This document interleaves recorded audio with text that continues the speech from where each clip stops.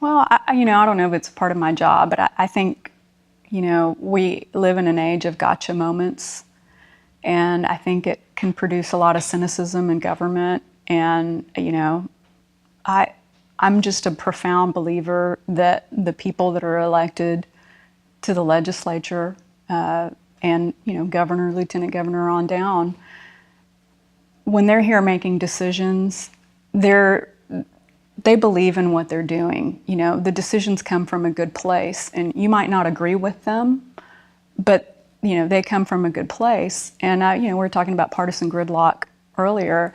I wish sometimes there was a better appreciation of opposing viewpoints. The fact is, if you have the votes, you're going to prevail, and if you don't have the votes, you won't prevail.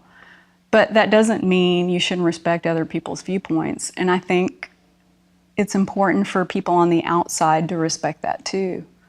And I'm very defensive when it comes to senators. They're there doing what they think is right.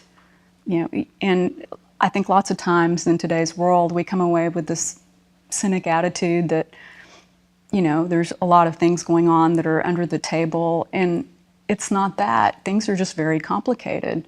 And the fact that they're taking the time and they're listening to opposing viewpoints, and that they basically concede things sometimes is because they're trying to achieve the greater good.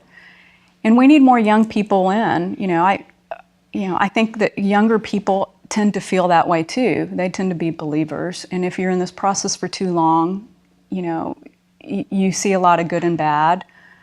And we need fresh blood to remind us that our system works and it's great, and that people mean well.